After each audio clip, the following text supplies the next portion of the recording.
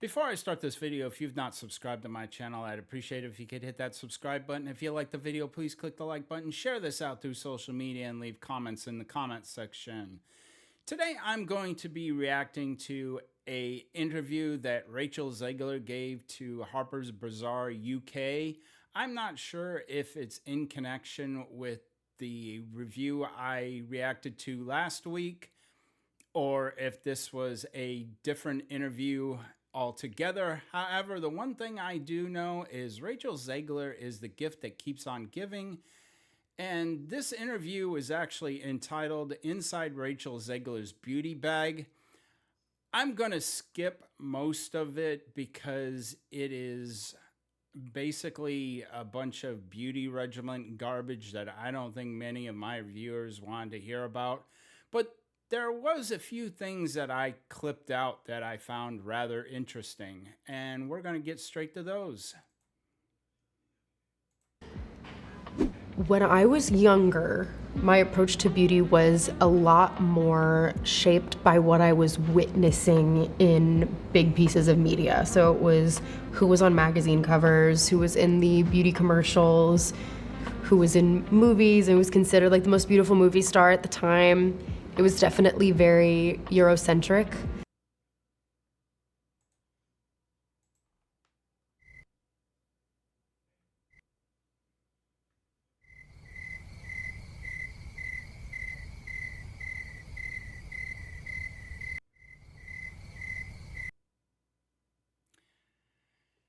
Very Eurocentric. Okay, Rachel Zegler, I believe, is about 25. So let's do a little math here and let's try to figure out if there were any Latin women that were on magazine covers or movie stars or models or perhaps all three. I'm just doing this off the top of my head, but let's see. You've got Jennifer Lopez, you've got Ava Longoria, you got Ava Mendez, sorry, Jessica Alba. On the music side, you've got Christina Aguilera. I'm pretty sure she's Latin. Shakira was huge. I mean, these are just the ones I'm bringing right off the top of my head. I I mean, did she live under a rock as a child?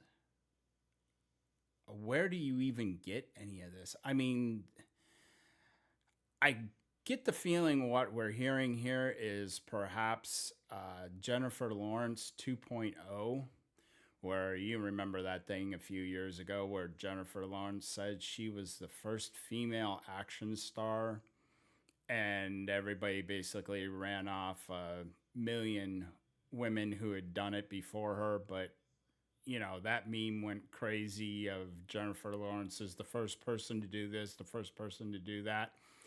So now we're getting the Latin version of that with Rachel Zegler was the first beautiful Hispanic woman to do anything in Hollywood or on social media. Uh huh.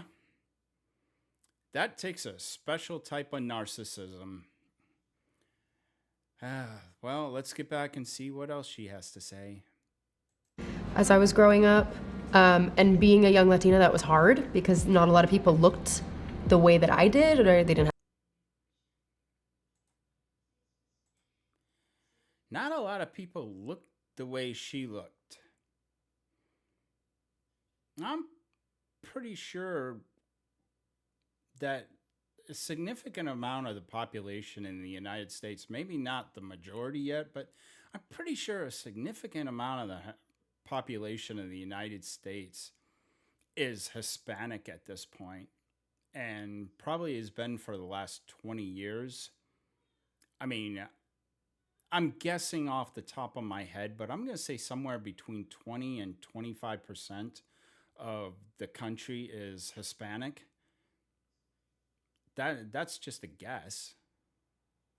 So she missed 20 to 25% of the population when she was growing up.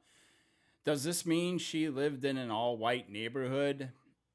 I know she had a lot of money growing up. So she lived in a very affluent white neighborhood.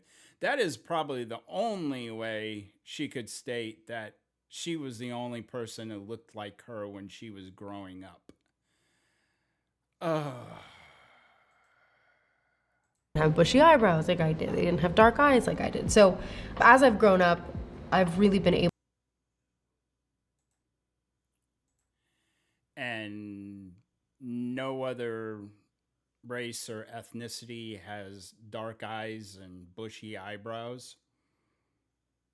Pretty sure Italians have that in spades. Both. I'm relatively sure there's probably some Jewish women that have that in spades.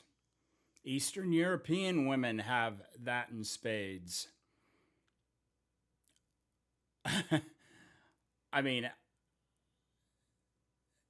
just every time she opens her mouth, she just inserts both of her feet.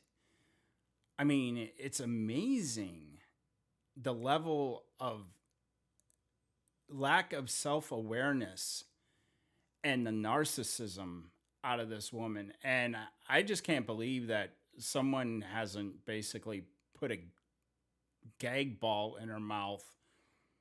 I mean, is this supposed to be rehabilitating her reputation so she can come back to Hollywood? Because I'm pretty sure at this point she's blackballed. I know Disney won't touch her again.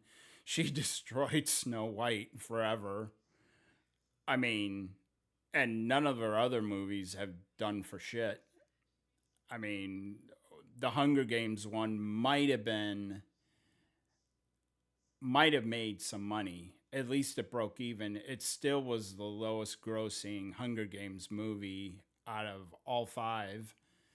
And she wasn't even the star. She was a secondary character. When she's been in the lead role, her movies have done for shit. Conservative estimates on the losses for Snow White are around 350 million. That's the conservative. So, yeah. She just doesn't have a clue. And she keeps not having a clue. And, you know, I wish she keeps doing stuff like this because this is great content for YouTubers. I mean, you know, I got a small channel. Her last interview that I reacted to, it's the first time I hit 1K for total views. So keep bringing it, Rachel. And now I'm going to go to the other part that I wanted to clip out. And let's listen to this. Yeah, I don't think I have anything that I try to replicate every single time I do my makeup, but I do know that there were a few girls I met at the Abita stage door who draw their beauty mark like me. And that was really, really sweet. It's something that Steven Spielberg, when I was 17 years old, told me that people were.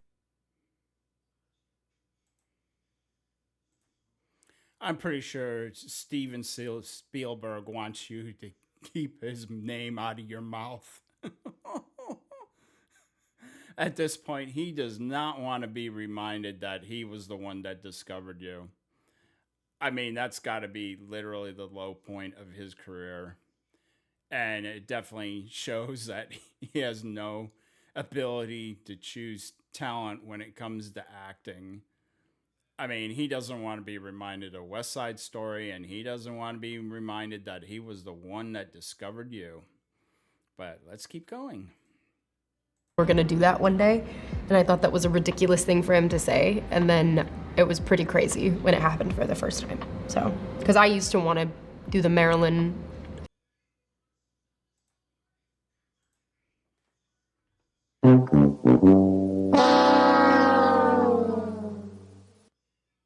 She wanted the Marilyn Monroe mole. You are appropriating white culture there, young lady. Of course, I'm actually joking. Moles are not white centric. But I did it because it just sounds so stupid. Also, it sounds stupid that she's drawing moles on her face. So she thinks she looks like Marilyn Monroe. Rachel, you have as much chance of passing for Marilyn Monroe as I do. Let's get back to it. Mole right here. These days, something that really completes a look and makes me feel ready or made up is either an overline of my Cupid's bow, like here, or it's a lash. And I used to not be a lash person, but I don't know what a Cupid bow is. I mean, does that have something to do with the hair on your upper lip getting waxed? I don't know. Somebody tell me in the comments if they know what a Cupid's bow is. I mean, I have no clue. I'm a dude. I have no clue. And I don't want to go into the rest of the beauty tips. Like I said, I just wanted to cover these two parts because the narcissism was just running so high. And especially the part about being Jennifer Lawrence 2.0. It is so ridiculous. I mean, she learned nothing. She had to know what Jennifer Lawrence had done. It was all over. I mean, the memes are all over too. You know, we were making jokes that she gave birth to Christ. You know, she was Eve. Everything in between. I mean, the memes were just crazy for at least a year, I think. I mean, the jokes and the memes just kept going and going and going. I mean, I guess Jennifer's learned from this because I think she came out at some point and said, yeah, it was kind of stupid. And she's kept quiet ever since. And that's a lesson that Rachel should learn if she ever wants to get back to Hollywood. Or she can keep giving interviews like this and she can keep giving content to YouTubers because we appreciate it. I know I do. And with that, I think I'm going to wrap up this video here. It's kind of on the shorter side for me. But like my father told me when I was 18 years old, the free video's over. Get out.